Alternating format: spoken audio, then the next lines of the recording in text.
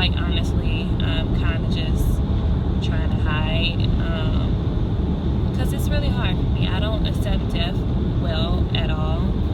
It's not something that I take lightly, and even though I've known that he's gone on to be with the Lord and is in a safer place, and probably a much happier baby than being in this cold, hard world. It just kind of puts you into perspective of life and death, and like, why does it happen, and just those things. And also it kind of just like brings you to the fact that I didn't see him, and I'm one of those people that say, oh, I can just see him later or whatever like that, whenever it's convenient to me. And I just really thought after this, I'm like, I can't do that anymore. I'm such a family person. I'm such a person that's always like, let's go here, let's do this, we gotta be a family, let's do family reunions, let's be together. And I definitely have been slacking on that, especially since last year I was preparing for my wedding. I got married this year, and I'm in a blended family right now, so I'm trying to help my husband be more in tune with his family and visiting them. And it's just like a really hard time to try to deal with both sides, and I want to be close to everybody. So I just don't know how that really goes, just to be honest. But it also Jordan's death also kind of hurt me a little bit because of my love for children and how badly I want to have a child.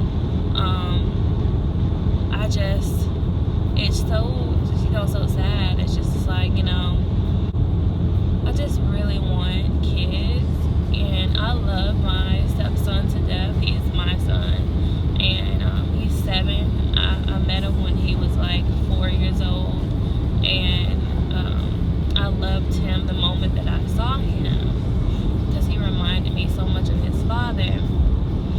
And my husband's such a good man. All I want to be able to do is to give him more children and more seeds to put on this earth.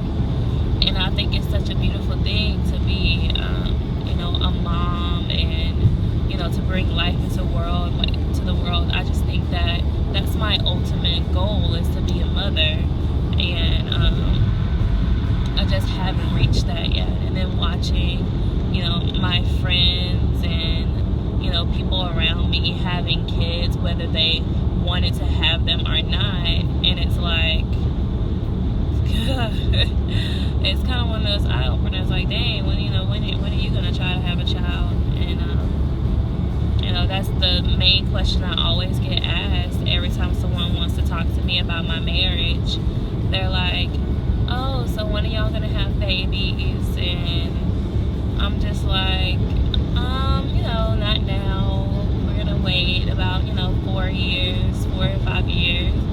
And like, quite honestly, that's like a perfect timing for me, just because I'll be near 30, and my husband will be like 30 or whatever like that, and we'll be like, probably, I feel like we'll be more secure in like our household.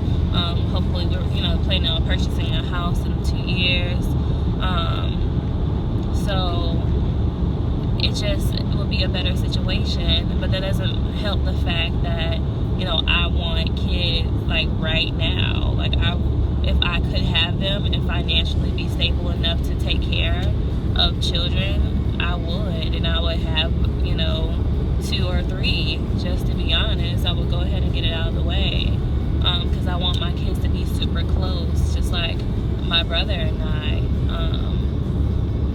And it's just like, I have an older brother. He's 10 years older than me, and looking back now, I wish we had a better connection growing up, but we just couldn't. I mean, we're 10 years apart. Like, he was my babysitter.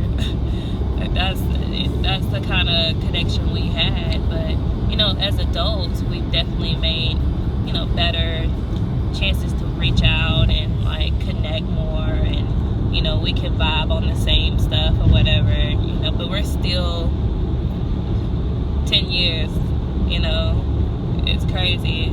But my other brother, we're about a year and 9 months apart, so we click like this.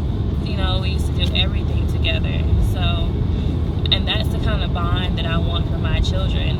And not saying that they won't have that bond because they're, you know, years apart, because whenever I have a child, you know, Isaiah will definitely be, you know, right there to be able to bond with that child. You know, he might be like 10 years old, which is like my brother, but at least he'll get that experience. And he already has other siblings too. So, I don't know. I have like a slight, you know, only child syndrome. It's really slight because I'm my dad's only child. And it's just kind of like one of those things where I never want, you know, my child to feel that way. And when Isaiah comes to my house and he spends time with me and his dad, I feel like, you know, he has this only child syndrome that I had. Like, it's nice for a little while because it's like, oh, okay, I get away from my brother and sister. But then, you know, you get a little lonely again because, you know, you want playmates, you want someone to interact with. You know, the bond between sisters and brothers is just unreal, just to be honest. It's kind of crazy. But anyway, I just wanted to talk to you guys about that. That's that. I hope y'all like my look today. I've been excited about my natural hair growth. At this point, I've never really been excited about it. I've been natural for about 4.5 years now, and this is like the first time like ever that I got excited and started to like really play with my hair and do different things. And I'm like, because I'm loving it, like, and I've cut my hair, so it's not like, you know, it grew tremendously, but I've allowed it not to be, you know, colored anymore, and so I'm kind of growing the color out. So my curl pattern is back, and I really, really love it. Even though I still like the tips to have that color on it, but I sew my hair up so much, like I have sew-in so many times that I really just don't need the color in my hair. But anyway, I've never looked more like my mother until like I started to wear my hair natural. Whew. I'm like, I turned on the camera today and I was like, is that me or my mom? It's crazy because I can see me, like I definitely can see me and her. Like, it's just, I don't know, her and me. That's what I meant to say.